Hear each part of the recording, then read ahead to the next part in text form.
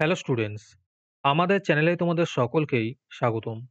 আজকের ক্লাসে আমরা ক্লাস 9 এর রায়ো মার্টিন 2025 প্রশ্নবিচিত্রার ইতিহাসের ফার্স্ট সেমিটিভের 1 নম্বর মডেল স্কুলের প্রশ্নের উত্তরগুলি করব। আর তোমরা যদি আমাদের চ্যানেলে নতুন হয়ে থাকো তাহলে চ্যানেলটিকে সাবস্ক্রাইব করে পাশে থাকা বেল আইকনটি অলে প্রেস করে রেখো।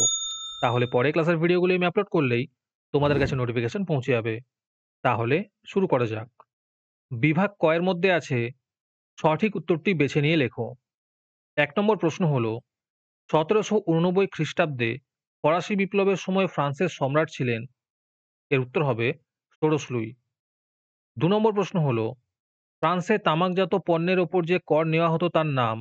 এর উত্তর হবে এডস। 3 নম্বর প্রশ্ন হলো ষোড়শ লুই অর্থমন্ত্রী হিসেবে নিযুক্ত করেছিলেন। এর উত্তর হবে তুর্গকে। 4 নম্বর প্রশ্ন হলো ফরাসি জাতীয় সভার অধিবেশন বসেছিল।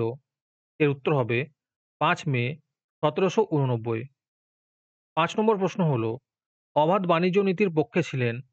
এর উত্তর হবে অ্যাডাম স্মিথ। 6 নম্বর প্রশ্ন হলো ইয়র্ক ছিলেন।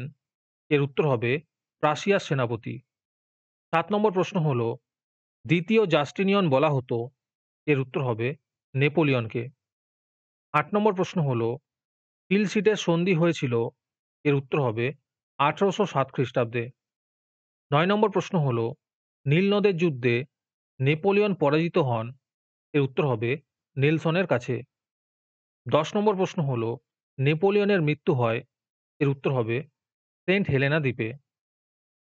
তারপরে বিভাগ খ এর মধ্যে আছে বাম স্তম্ভের সঙ্গে ডান স্তম্ভ মিলিয়ে লেখো। 1 নম্বরে আছে চতুর্দশ লুই।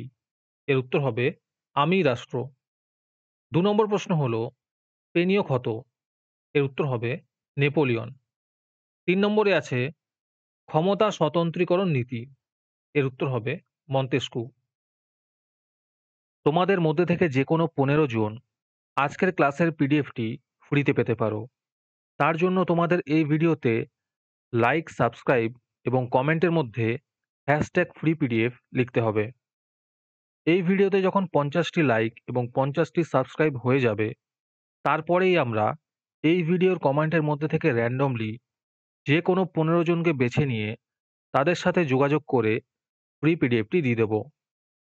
আর যারা আগে থেকেই আমাদের চ্যানেলটি সাবস্ক্রাইব করে রেখেছো তারা শুধু লাইক এবং কমেন্ট করলেই হবে।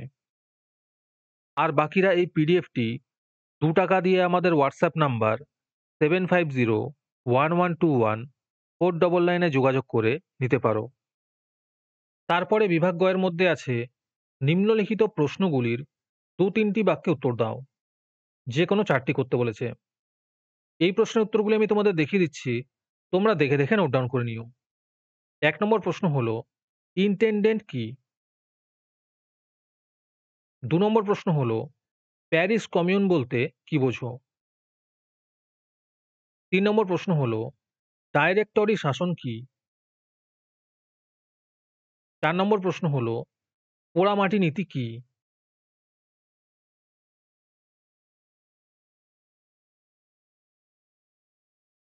5 নম্বর প্রশ্ন হলো কোন সময়কে কেন নেপোলিয়নের যুগ বলা হয়?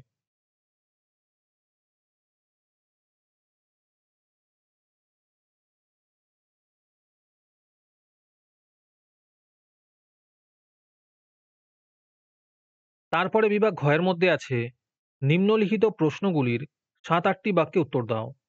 যে কোনো দুটো করতে বলেছে। 1 নম্বর প্রশ্ন হলো ফ্রান্সে সন্ত্রাসের শাসন চালু হওয়ার কারণ কি ছিল?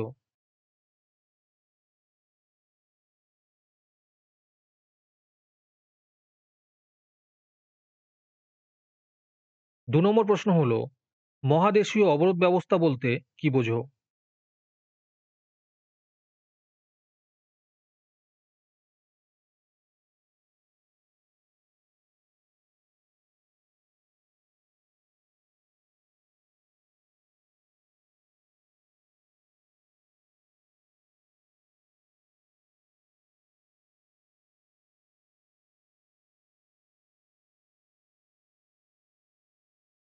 তিন নম্বর প্রশ্ন হলো ফরাসি বিপ্লবে নারীদের অবদান লেখো।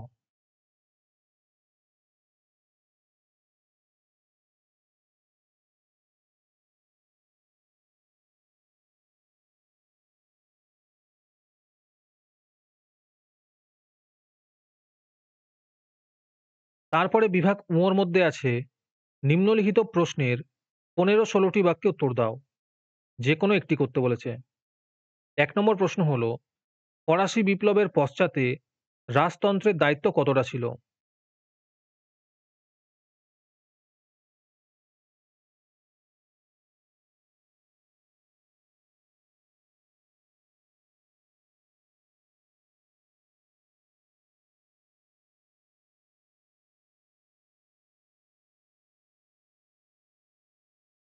২ নম্বর প্রশ্ন হলো, সম্রাট নেপোলিয়নের অভ্যন্তরীণ সংস্কারগুলি সংক্ষেপে উল্লেখ করো।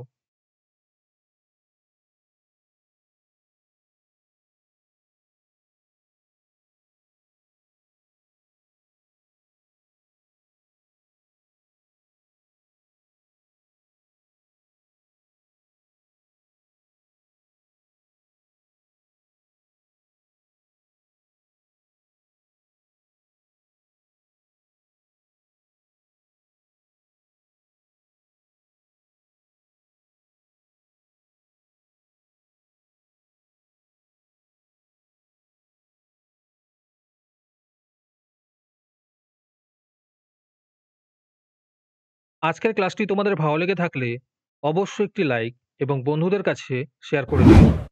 পরে স্কুলগুলির প্রশ্নোত্তরের ভিডিও তাড়াতাড়ি পেতে চ্যানেলটিকে অবশ্যই সাবস্ক্রাইব করে রেখো। তাহলে দেখা হচ্ছে পরের ক্লাসে।